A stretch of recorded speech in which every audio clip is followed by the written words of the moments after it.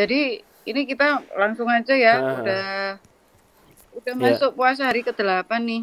heeh, Dokter Aldi masih banyak yang nanya nih. Dokter saya ini hamil sekian bulan. heeh. Sebenarnya boleh puasa nggak? Nah, ya. Nah, monggo gambarannya dulu apa? Mhm. Gimana nih? Terima kasih, Dr. Niken. Assalamualaikum warahmatullahi wabarakatuh semuanya. Jadi di sini nanti kita kita berdiskusi ya. Waalaikumsalam. Jadi saya bukan bukan narasumber. Dr. Niken ini senior saya kok, malah dulu ngajari ngajari nolong partus ya Dr. Loh, Niken. tapi veto mati duluan Dokter Aldi Ya, ini. IPLC, IPCLC lagi. Ya, jadi Aduh, itu kan titel. jadi sampai sekarang itu Monggo, monggo. memang masih kontroversi Dr. Niken. Jadi mungkin nanti ditambahkan Dr. Niken. Jadi Waduh, satu kata yang iya, mm-mm. jadi sampai sekarang masih kontroversi. Ada mengatakan there is no clear answer ya. Jadi belum ada jawaban yang pasti. Jadi sebagian besar apa mengatakan bahwa puasa itu kalau kita logika aja ya, kalau kita logika itu kan rasanya membahayakan ya. Wong ibunya kan butuh butuh asupan nutrisi yang banyak pada saat hamil kan. Kita tahu kalau orang hamil itu kan malah harus meningkatkan nutrisinya ya. Tapi kok ini Ekstra ya harusnya. ekstra ini kan kok malah ditahan ya, dikurangin gitu loh. Nah, itu secara logika Iya. kan kita berpikir bahwa ini pasti akan membahayakan. Dan dari dulu kan mitosnya dipercaya bahwa kalau orang berpuasa itu berat bayinya akan berkurang, akan lebih kecil dibandingkan dibandingkan tidak berpuasa kan. Kalau orang berpuasa Ibu yang seakan, tidak puasa ya. betul betul. Nah kemudian kalau kita cari Mm-mm. jawabannya di penelitian-penelitian ilmiah nggak banyak ternyata. Memang nggak banyak. Mungkin ya tugas kita ya Mm-mm. meneliti yang hal-hal seperti Iya. ini tugas kita. Jadi nggak banyak. Tapi kalau bisa saya simpulkan ada satu penelitian yang sangat besar yang apa namanya meta analisis ya. Meta analisis itu ibaratnya berbagai penelitian digabung jadi satu. Gabung jadi satu. Di sini ada 20 studi, 22 studi digabung jadi satu. Itu melibatkan kira-kira 18.900 wanita hamil yang berpuasa. Jadi angkanya sangat sangat apa mewakili lah ya, sangat mewakili.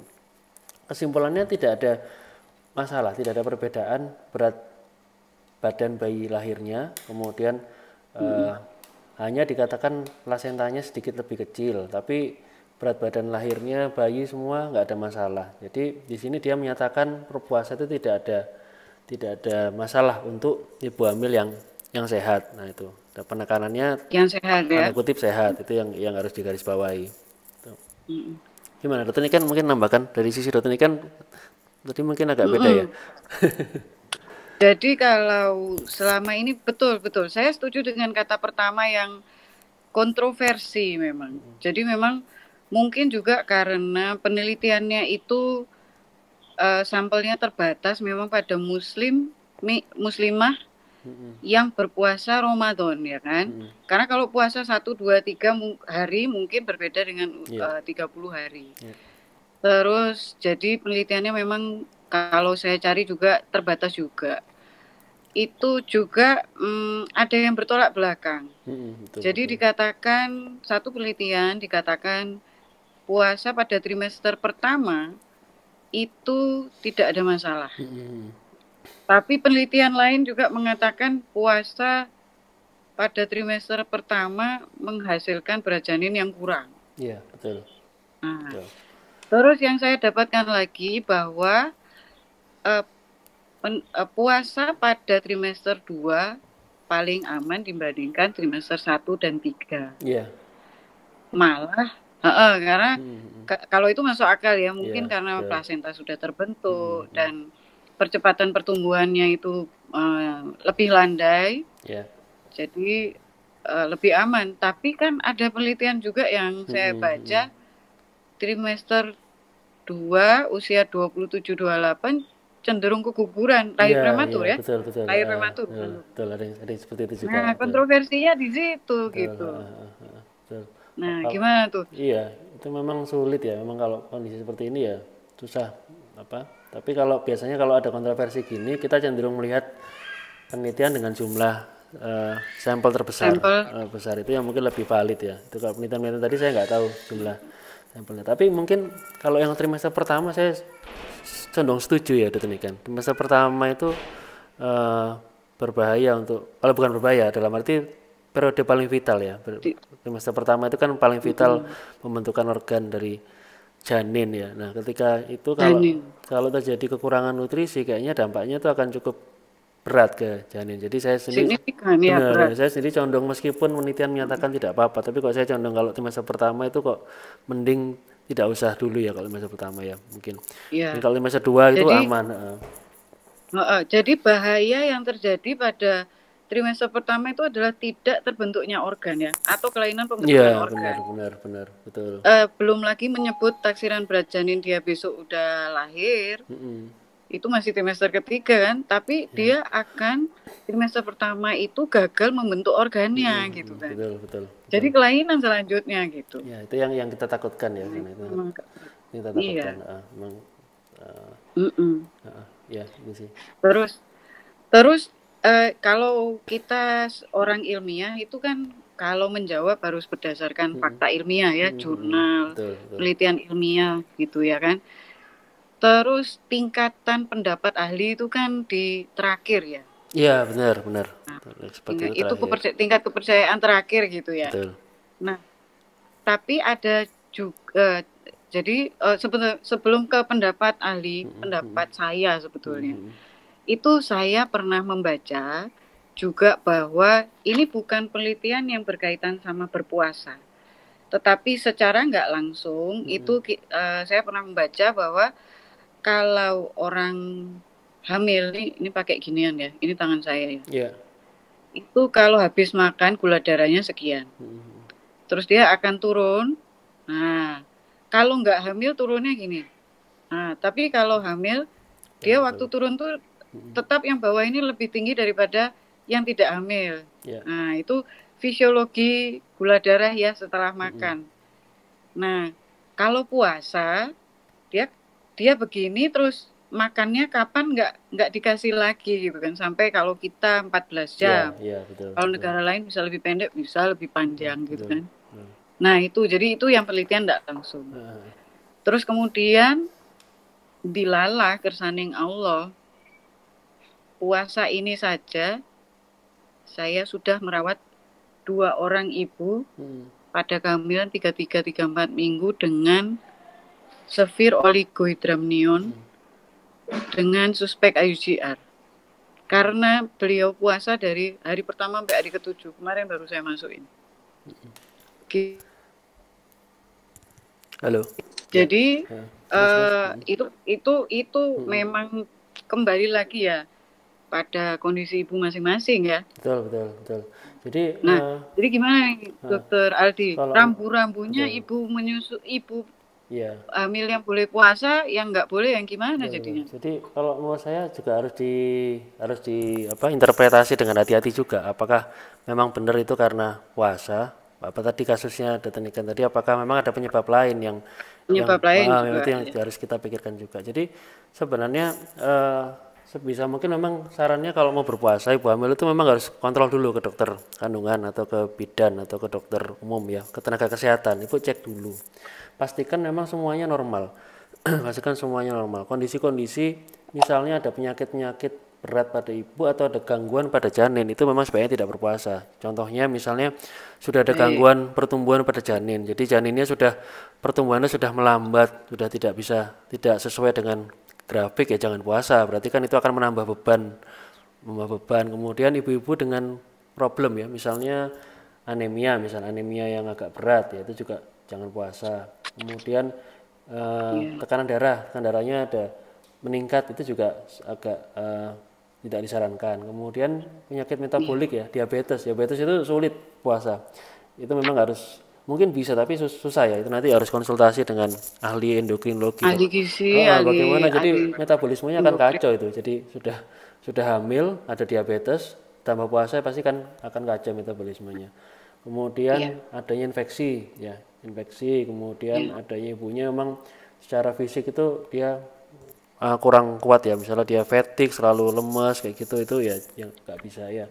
Kemudian adanya mual muntah yang berlebihan, hiperemesis misalnya, nggak bisa lah kita kan puasa.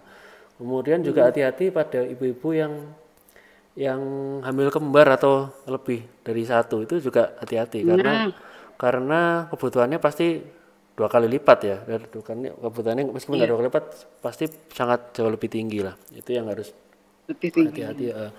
Terus itu tadi pertumbuhan janinnya terhambat atau dia ada riwayat. Jadi hamil sebelumnya dia anaknya kok cenderung kecil, itu hati-hati saja. Baiknya kok tidak disarankan ya. Menurut saya sih gitu. Baik. Kok gitu kita ini ya masuk ke pertanyaan yang untuk kehamilan nih kayak Dokter Aldi. Boleh. Ini kalau jawabannya kayak gini. Bumil kalau dia ini pertanyaan dari @rita rs7711 ya. Bumil kalau dia tidak merasa ada keluhan seperti lemas boleh puasa.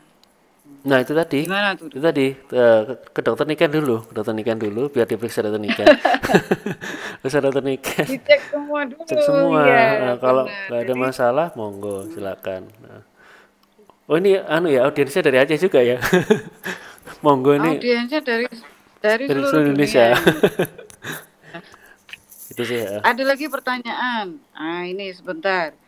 Hamil dari @nufus Bahtiar. Hamil 26 minggu, habis sahur muntah. 15 menit kemudian BAB. Boleh puasa enggak? Ya tergantung. Sekali lagi tergantung ya. Kita jawabnya nggak bisa generalisasi. Jadi apakah kondisinya bagaimana Ibu? Kondisinya apa, mual muntah atau diare tadi ya? Kalau nggak salah. Bukan ya? Diare atau apa? Kayaknya BAB aja. Oh, Jadi ya. artinya kayaknya sahurnya nggak masuk gitu. Oh ya, itu tergantung Bu. Kalau misalnya nanti memang merasa tenaganya nggak kuat ya nggak perlu puasa. Jadi iya kan nggak anu ya, tidak ada keringanan ya, ada keringanan untuk orang-orang yang hamil ya. Nah, Itu yang harus iya. kita juga Iya. pikirkan. Jadi gini kan, kalau ada keringanan berarti Allah itu tahu ya, yang Betul. maha tahu fisiologis manusia ya penciptanya, makanya diberikan keringanan ya kan. Betul. Cuman lebih diutamakan tuh berpikirnya begini kalau saya Dokter Aldi. Ibadah Ramadan itu tidak hanya puasa. Hamil dan menyusui aja ibadah itu kan. Betul. Nah, seperti halnya ibu yang mens, itu kan juga nggak puasa dia, tapi Iya. dia pintar untuk mencari cara untuk tetap beribadah waktu Ramadan. Betul. Nah, jangan memaksakan diri dan juga janin yang dikandungnya untuk berpuasa demi tidak mengkodok puasanya besok, ya kan? Ya, betul. Nah, itu. Jadi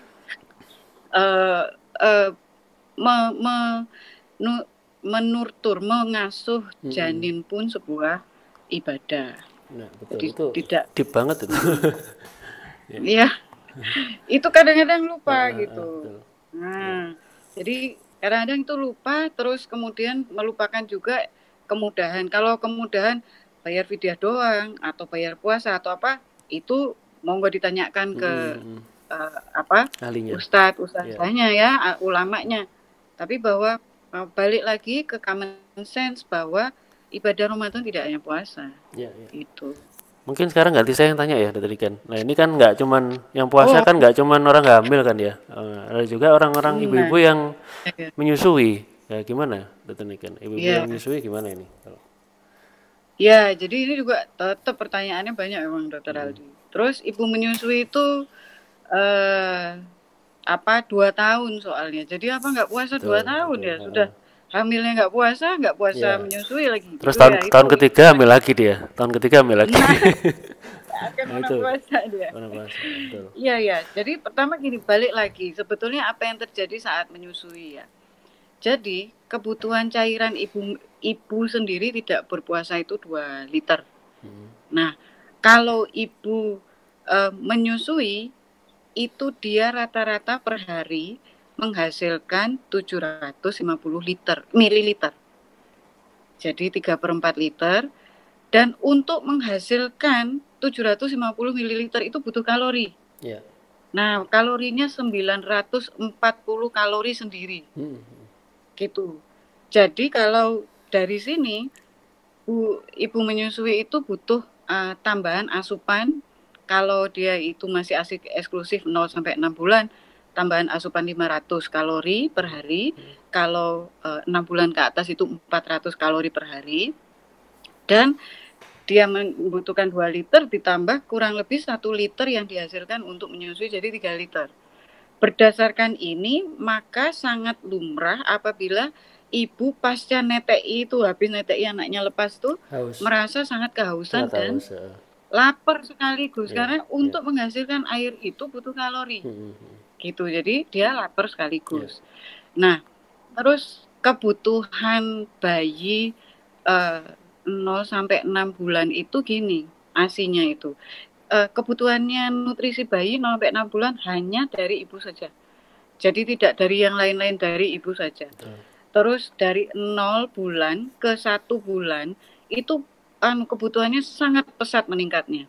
Habis itu 2 bulan ke 6 bulan itu dia tetap naik, tapi tidak sepesat gitu. Nah, agak melandai tapi tetap naik. Kalau bayinya ASI eksklusif, itu jarang bayi itu defisiensi vitamin. Tapi kalau ibunya dietnya nggak seimbang, itu lebih baik kita memberi, anaknya bisa defisiensi gitu. Anaknya bisa defisiensi. Jadi lebih baik kita itu memberikan nutrisi yang cukup untuk ibu daripada memberi bayi kurang nutrisinya apa? Vitamin B6, B12, bayi yang bukan. Ibunya ini yang makannya cukup gitu, seimbang gitu. Jadi nanti dia bisa memproduksi ASI sendiri. Terus kebutuhan cairannya. Bayi 0 sampai 6 bulan 700 mili semua dari ibu. Terus bayi 7 sampai 12 bulan itu 800 mili per hari, yang 600 dari ibu. Nah, sisanya dari makanannya dia. 6 sampai 12 kan MPASI ya. Kalau 1 sampai 3 tahun 1.300 mili dia sudah boleh makan lebih bebas, ASINya cuma kebutuhannya 25% saja. Gitu. Nah, berdasarkan apa yang sedang terjadi dalam fisiologi menyusui ini, itu rekomendasinya untuk 0 sampai 6 bulan bayi yang disusuin itu ibunya tidak usah puasa dulu. Ya. Gitu. Karena itu paling vital ya, 0 sampai 6 bulan kebutuhannya paling vital. Disitulah bayi itu nggak bisa nempel makanan lain di situ gitu ya. Susu formula itu ya tidak betul, dia bukan tanpa bahaya. Ini juga miris ya, kemarin baru 2 hari yang lalu ada pasien datang ke saya, baru melahirkan 2 bulan, ASINya lancar Bu, lancar. Terus anaknya lancar mimi, iya tapi nangis terus. Soalnya saya puasa, jadi anaknya saya kasih susu formula. Waduh. Enggak. Jadi ini balik lagi ke yang tadi, keutamaan Ramadan, ibadah Ramadan itu tidak hanya puasa. Jadi yang wajib malah menyusuinya ya. Diwajib Al-Baqarah 233 diwajibkan atas kamu untuk menyusui bayimu 2 tahun penuh. Padahal kalau puasanya bisa dapat keringanan ibu hamil dan menyusui. Jadi jangan kebalik memahami ini. Gitu Dokter Aldi. Jadi itu kalau bicara agama sedikit ya, kaidah fikihnya tuh kita menghindari kemudaratan itu lebih utama daripada mencari kemaslahatan ya. Jadi kayak seperti sekarang, kondisi sekarang juga kita nggak boleh ke masjid, itu bukan karena kita nggak boleh ya, tapi ini menghindari hal yang lebih jelek ya. Jadi saya setuju sekali sih kalau memang menyusui itu memang juga terutama 6 bulan ya, ketika ASI eksklusif itu agak sebaiknya sih jangan ya, sebaiknya jangan. Iya. Nah, ini tadi ada beberapa pertanyaan sedikit lagi Dokter Aldi. Banyak yang bertanya akhirnya, dokter ASINya mulai seret karena puasa. Nah, atau menjaga stabilitas. Misalnya ibu yang bertanya ini adalah sudah lewat dari 6 bulan ya, bayinya. Yang memutuskan puasa, itu pertama ini, kalau memutuskan puasa kita lihat, kita sendiri haus apa enggak.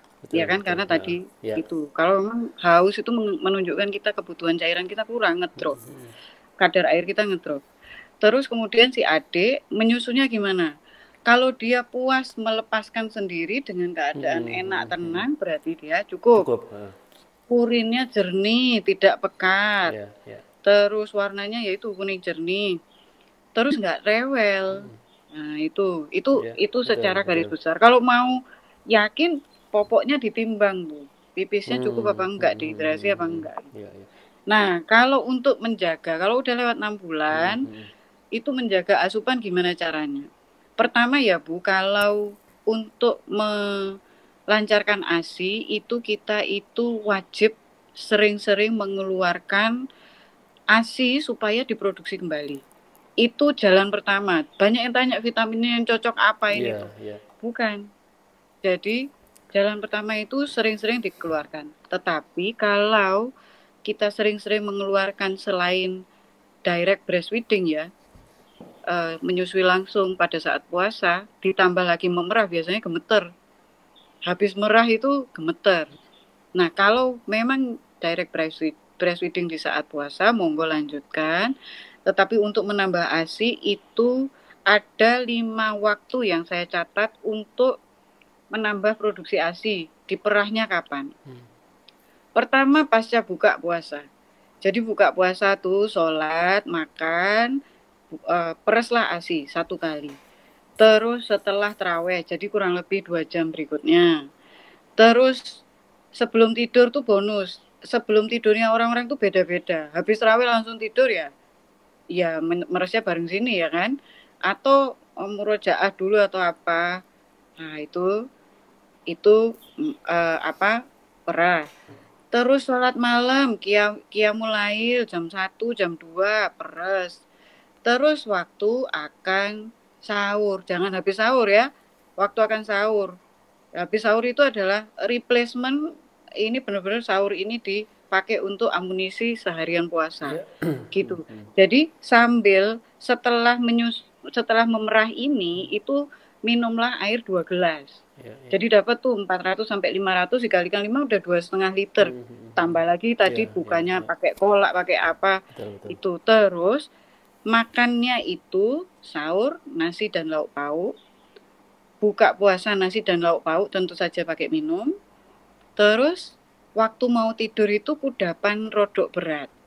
Jadi misalnya tadi buka puasa takjilnya pakai risoles. Nah, risolesnya mau tidur. Martabak mini-mini. Nah, itu waktu mau tidur. Itu sudah. Makan lagi nggak apa-apa ya? Kalau makan lagi juga nggak apa-apa ya? Makan berat lagi besar boleh, nggak apa-apa. Tapi sometimes beberapa asam lambungnya tambah.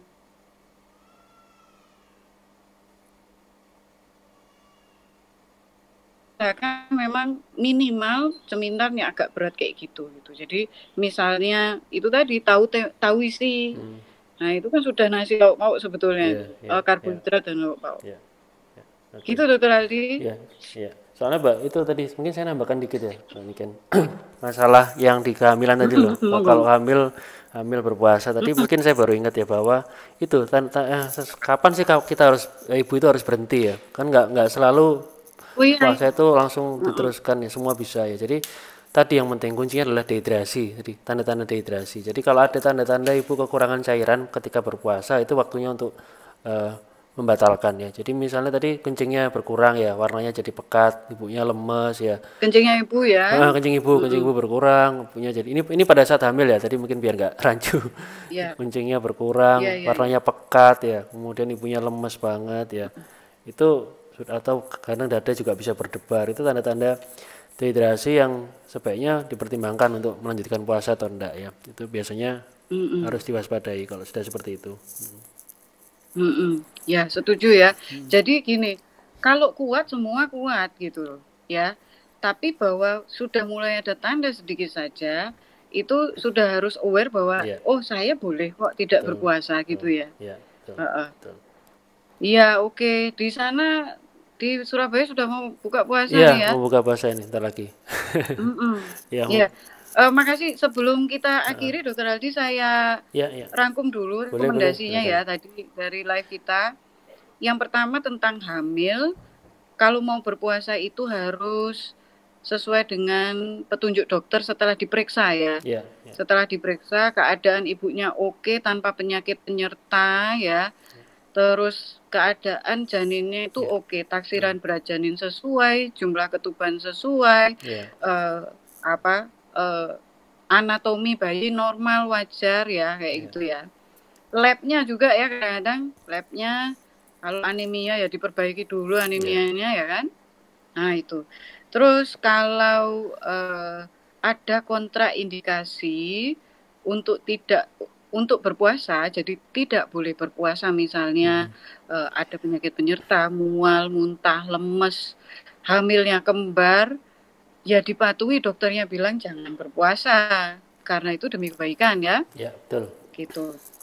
Terus berikutnya, intisari berikutnya adalah ibadah Ramadan tidak hanya puasa. Jadi semua ibadah, semua bahkan memberi makan orang lain itu bernilai berkali-kali lipat ya waktu ini, termasuk memberi makan bayi di dalam kandungan dan anak yang lagi disusui. Ya, betul. Nah itu jadi itu juga tetap berkali-kali lipat nilainya, jangan remehkan. Terus jangan mengejar puasa supaya tidak mengkodok berikutnya ya. Ya, betul. Ibunya males mengkodok atau apa, nah itu mengejar yang itu demi nggak usah ngutang puasa jadi berpuasa.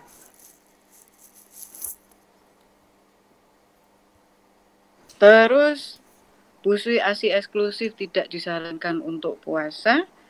Terus tetaplah memerah ASI di waktu-waktu tidak berpuasa, yaitu dari buka sampai subuh untuk menjaga stabilitas produksi ASI-nya. Ya. Terus akhirkan sahur. Nah, sahurnya akhir-akhir, bukanya duluan. Ya, benar. Gitu ya. Ya. Gitu kayaknya Dokter Adi ada Ya, tambahan? cukup rasanya Dokter Niken, udah dirangkum semua. Iya.